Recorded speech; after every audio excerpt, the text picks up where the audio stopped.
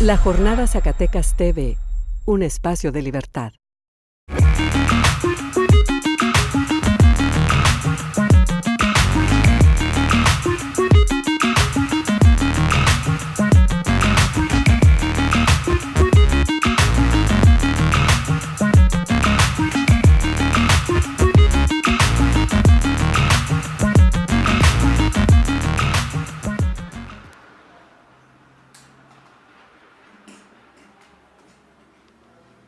Hola Andrea, buenas tardes. Hola Víctor, ¿cómo estás?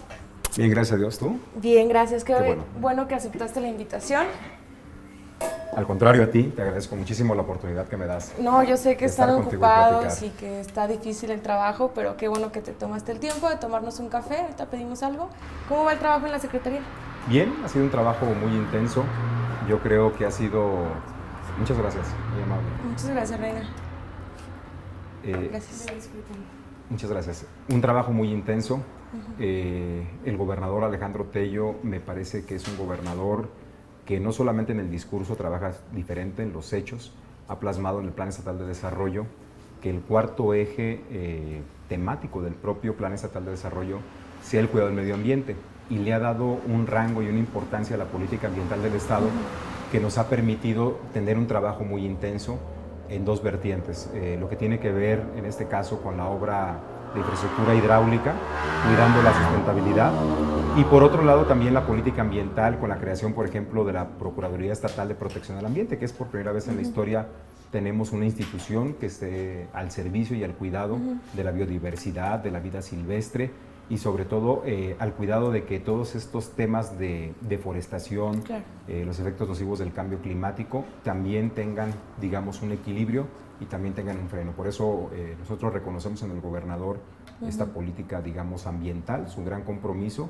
y por supuesto esto también nos ha llevado a tener un gran dinamismo en la Secretaría. No, claro, pero hubo algo bien chistoso que pasó ahí en Sama. Hubo una activación de lo que hacen ahí en la Dirección de Educación Ambiental con globos. ¿Cómo Sí, está eso, no? O sea, los globos contaminan. Claro, definitivamente. Nosotros creo que lo primero que tenemos que hacer todos los gobiernos, Andrea, es capacitarnos, y el tema ambiental va más allá de un espacio de trabajo.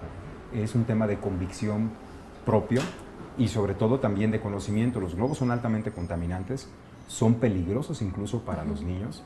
Está determinado que hay edades, por ejemplo, para utilizarlos, pero no podemos hacer una campaña ambiental, en este caso con un agente contaminante como los globos, que prácticamente tardan en degradarse más de 300 años.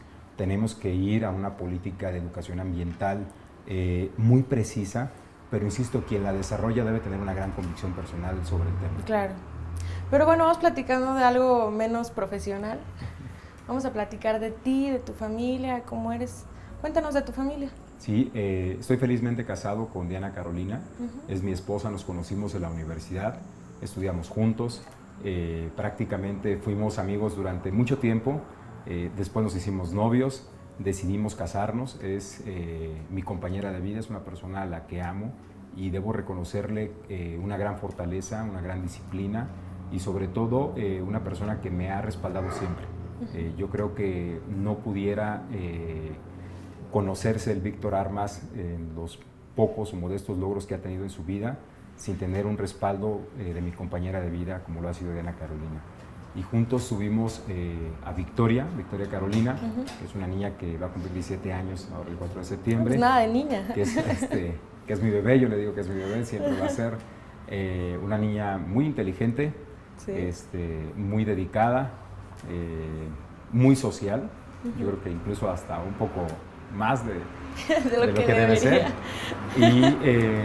pero una niña muy lista y que me encanta además su forma de ser de mi hija, muy divertida.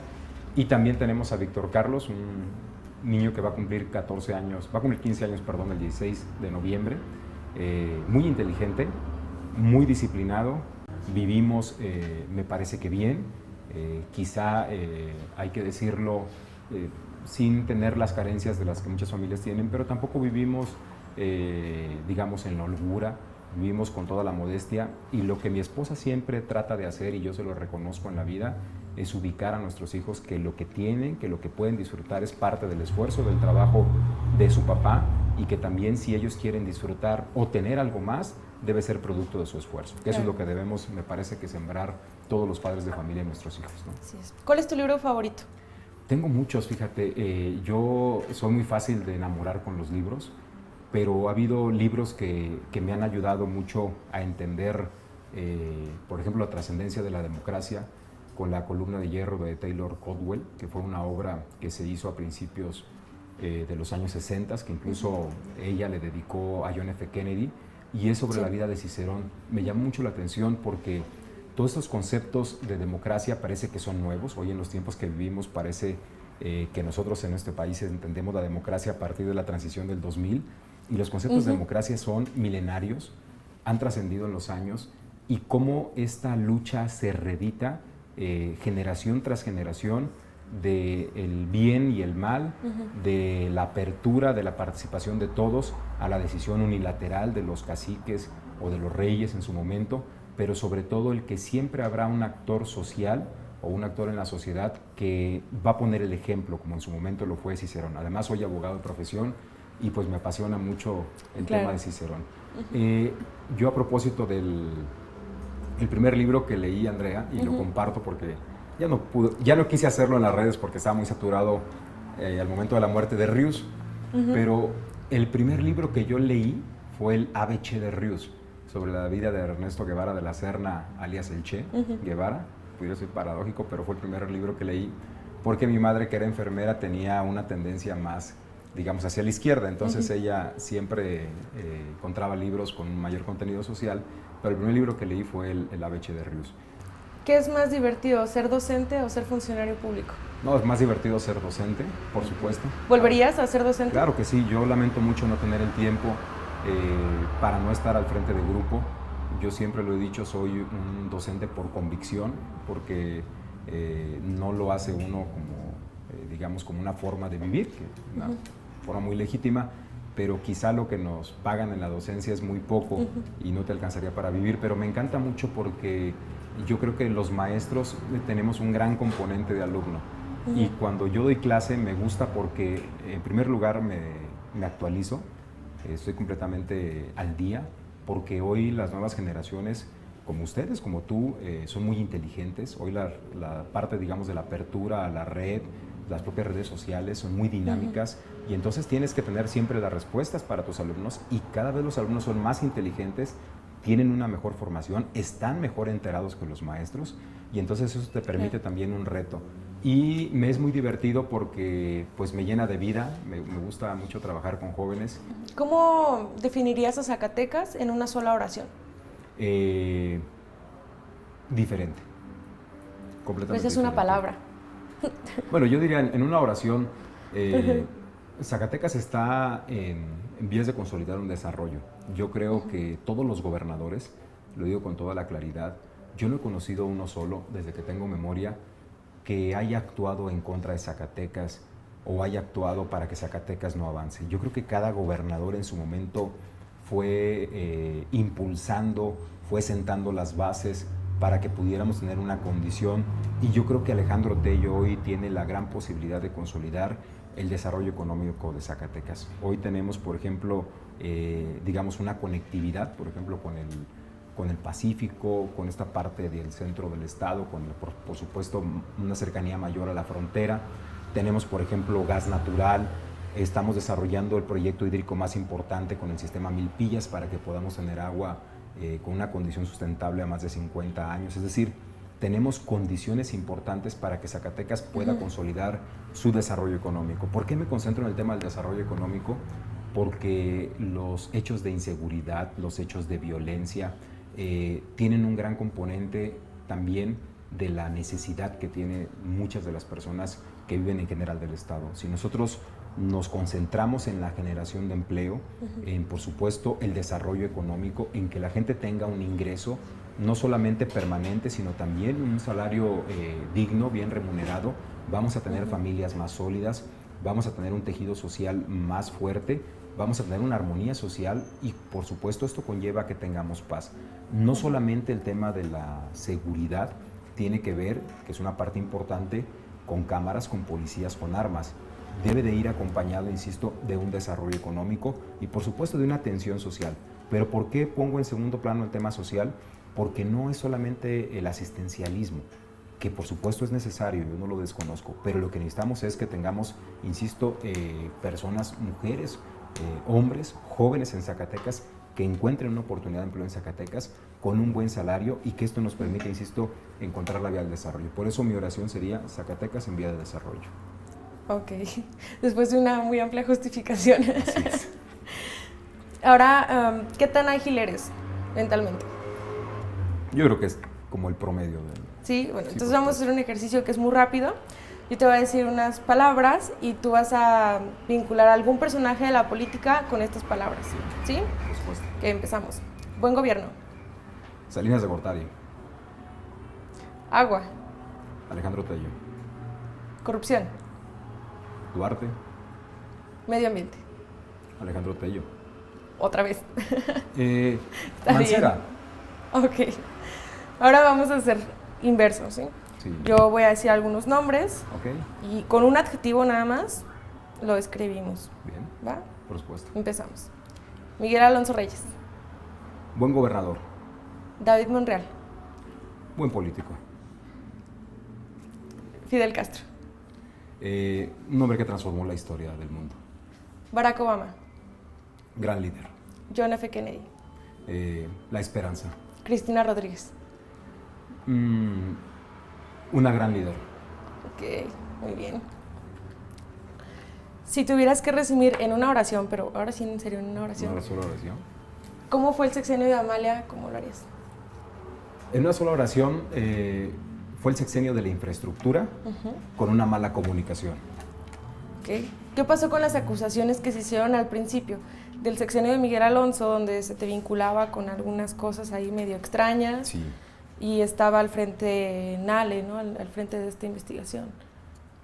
Más que nada era Guillermo Huizar, nunca llegó a un tema penal, era un tema administrativo. Yo debo comentarlo porque además nunca lo he hecho, pero vas a tener la primicia.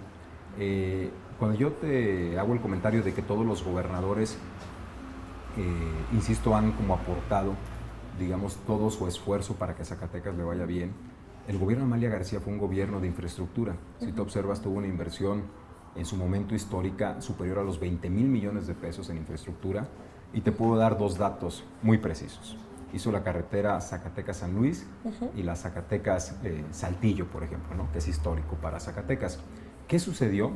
Que hubo una falla, desde mi óptica, de la comunicación respecto a los logros, pero también hubo grandes errores de conducción política, porque faltó integrar, faltó una mayor apertura, digamos, del gobierno, y por supuesto faltó decisiones políticas correctas respecto a los proyectos, a los candidatos, a la conducción misma de su partido. ¿Qué pasó con Víctor Armas? Y eso es algo que yo lamento mucho. Al final del sexenio de su momento, la gobernadora García, hubo una diferencia política muy fuerte. ¿Respecto a quién? A la decisión de quién iba a ser el candidato a gobernador. Yo no la compartí. Y quizá la propia edad, una condición distinta. Hoy tengo 42 años, imagínate, estamos hablando que eso fue prácticamente hacia el 2009. Entonces yo tenía prácticamente, pues imagínate, eso fue hace 9 años. Entonces yo tenía 31, 32 años, ¿no? Entonces imagínate tú en 31 años, después de haber sido regidor, diputado, subsecretario, director de tránsito y secretario de Planeación y Desarrollo Regional a mis 32 años.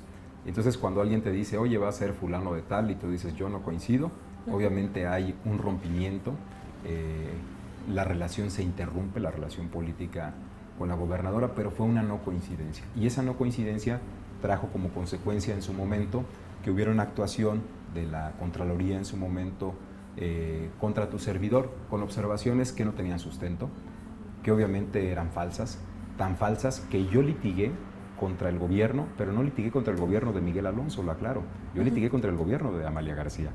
La transición se dio y ellos tuvieron que continuar, digamos, el procedimiento, pero en un juicio largo de 11 meses, prácticamente demostré que todo lo que se me había señalado en su momento con esas observaciones eran falsas, eran calumniosas y por supuesto no tenían sustento. pero además eran observaciones de carácter administrativo. Yo nunca tuve una observación de resarcitoria, ni siquiera de la Auditoría Superior de la Federación y tampoco de la Auditoría Superior del Estado. Digamos, pleitos permanentes. Esto es de intereses, esto es de momentos, las circunstancias en política son muy cambiantes y yo lo único que tengo para quienes han sido mis jefes o mis jefas son palabras de generosidad y de reconocimiento. Claro. Esto es política y esto es así. Ok. Bueno, la siguiente parte es así. Tenemos aquí un chorro de papelitos, todos están cerrados. Okay. Así que tomamos uno y lo respondemos. Okay. Así como sea. Sí. Al azar, como Andrés Manuel, que le gusta el azar. Las tómbolas. Democracia a la tómbola. Fíjate nada más hasta dónde hemos desvirtuado el concepto de democracia, que ahora dejamos uso lúdico de drogas. Completamente en contra. Somos una sociedad que tiene, digamos, graves deficiencias. El 60% de nuestra población nacional tiene una condición de pobreza. Hay mucha gente que no tiene, por ejemplo, un lugar adecuado donde vivir, viven en hacinamiento. Hay mucha gente que no tiene la posibilidad de subsistir, incluso de carácter alimentario, y ya no digamos que el 60% de nuestra población nacional no tiene un bien patrimonial. Así se mide la pobreza en este país, ¿no? Alimenticia, en este caso la condición de vida y por supuesto el tema del ingreso. Ajá. Si nosotros abrimos el tema lúdico de la marihuana sin que sea en este caso penalizado o controlado, todas estas personas que tienen problemas en sus casas van a encontrar un refugio en la droga y no necesitamos un país que encuentre la diversión en las drogas. Es un tema muy serio y lo que necesitamos es un país próspero, un país trabajando, familias consolidadas y quizá en una generación, después de 25 años, pudiéramos tener un México diferente, un Zacatecas diferente. Pero en este momento no es correcto que vayamos a un tema tan importante porque lo único que vamos a hacer es precisamente llenar de vicio a nuestras sociedades. Hay un ejemplo muy claro a principios del siglo XX, finales del siglo XIX, de lo que sucedía con China, porque encontraron que el uso lúdico del opio pudiera mantener a los chinos controlados, así lo hicieron los ingleses, y lo único que hicieron fue hacer una sociedad que estaba permanentemente drogada. Vino claro. Obviamente una revolución con la que pudiéramos no compartir o no coincidir ideológicamente, pero hoy vemos una potencia mundial de una decisión correcta, donde dijeron el uso lúdico de las drogas desaparece. Ajá. Y hoy tenemos una potencia mundial, la segunda potencia mundial más importante de China, surge a propósito de algo como esto. Entonces no es, desde mi óptica, oportuno en este momento para México ni para Zacatecas. Okay. Además tengo hijos, sí. Y a mí no me gustaría que jugaran con las drogas. Claro, y ya para cerrar, si en una oración nada más, ¿cuál es el mayor reto que enfrenta Zacatecas actualmente? La generación de empleos y la inseguridad, efectivamente. ¿Con popote o sin popote? No, sin popote. El popote contamina mucho, sí. Degrada nuestros mares, por supuesto, la condición del planeta es mala y todos tenemos que tener condición. Sí. Además no nos pasa nada si nos tomamos las cosas sin popote. Claro que sí. Pues muchas gracias, Víctor. Te agradezco el tiempo y pues seguiremos en contacto, ¿no? Porque quedaron muchas cosas que platicar. Claro que sí. Además está muy divertido. Yo encantado. Muchas gracias, Víctor. Te agradezco.